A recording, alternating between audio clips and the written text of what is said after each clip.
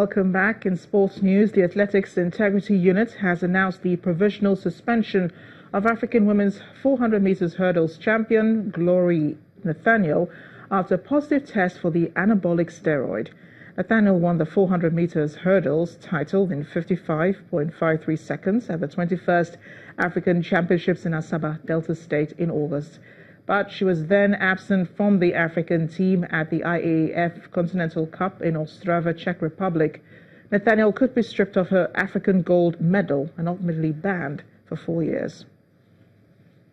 Super Eagles right back Abdullahi Shehu has been ruled out of the three-time African champions reverse fixture of the 2019 AFCON qualifiers against Libya in Sfax, Tunisia on Tuesday. Shehu was stretched off the pitch a few minutes into the game against Libya after sustaining a muscle contraction on his right leg on Saturday, and head coach Janot Rohr stated that he will need time to shake off the injury. The Bursaspor of Turkey star joined Ogeyonazi, who failed a late fitness test just before the Super Eagles gained 4-0 emphatic victory over the Mediterranean Knights. Super Eagles are second behind South Africa, who have 7 points in the group, heading in the match day 4 of the qualifying series. Laurent Koscielny has retired from international football to focus on his club career. The Arsenal defender missed this summer's World Cup in Russia after suffering an Achilles injury playing for Arsenal against Atletico Madrid in the Europa League. The 33-year-old took the opportunity to criticize France head coach Didier Deschamps in the process and claimed France winning the World Cup caused him a lot more psychological damage than his injury. He becomes the second Ghana star to turn his back on his country in recent months after Mesut Ozil quit Germany.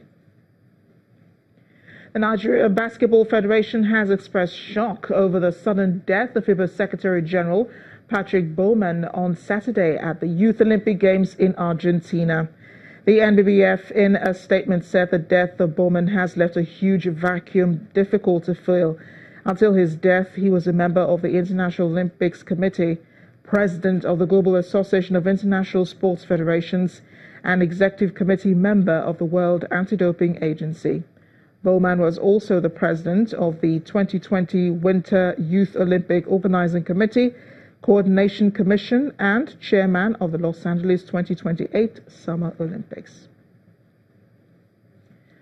In tennis, Novak Djokovic was in clinical mood again as he brushed aside the challenge of Borna Coric to seal his 4th title at the Shanghai Masters on Sunday. The 31-year-old is in imperious form, and this was his 18th ATP victory in a row as he came through against the highly rated Croatian 6-3, 6-4 for his 4th title of the year. The Serb will be up to 2nd in the world when the new rankings are released on Monday, but will be aiming to usurp Rafael Nadal's #1 spot before the year runs out. A 14-time Grand Slam champion grabbed the opening set with a hole to love before serving out after an hour and 36 minutes to clinch his 4th title of the season.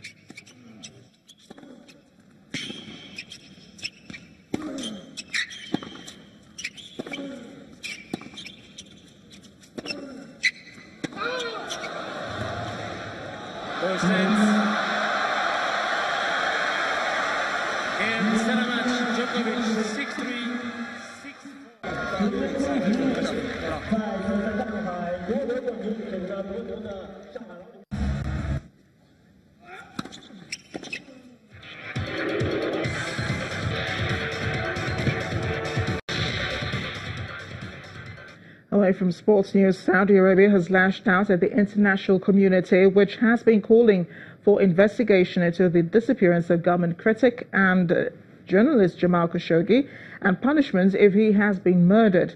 An unnamed senior official says Saudi Arabia will respond to any punitive action with a bigger one. A source quoted by Saudi media said the kingdom affirms its total rejection of any threats or attempts to undermine it, whether through threats to impose economic sanctions or the use of political pressure. Earlier today, a joint statement by the foreign ministers of the UK, France and Germany called for a credible investigation to ensure those responsible for Khashoggi's disappearance were held to account. The US and the UK officials have been given strong statements about Khashoggi's disappearance. take him at his word. If the Saudis are involved, if Khashoggi was killed or harmed or whatever, bad outcome here, he will take action. That has been his strategy. Believe what he says. And I've spoken to the Saudi foreign minister. I've asked him this very, very point.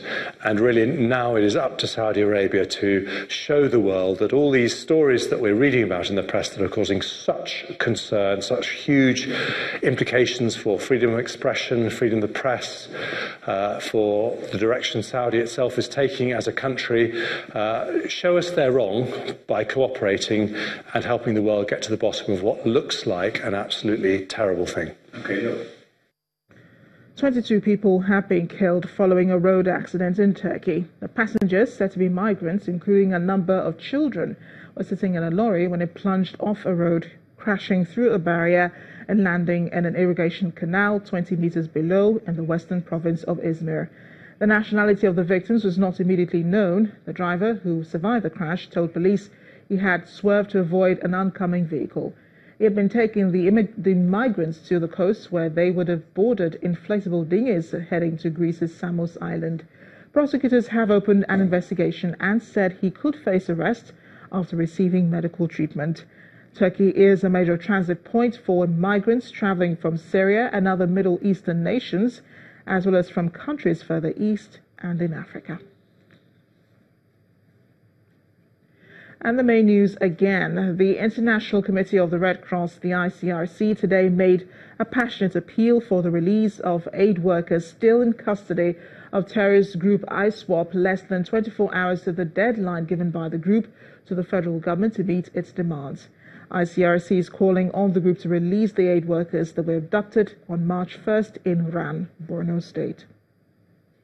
The Socio-Economic Rights and Accountability Project, SERAP, has condemned President Muhammadu Buhari's order banning 50 alleged corrupt Nigerians from leaving the country. They describe the order as both repressive and illegal. That's News at 10 tonight. Thank you for watching. I am Amarachi Ubani. Good night.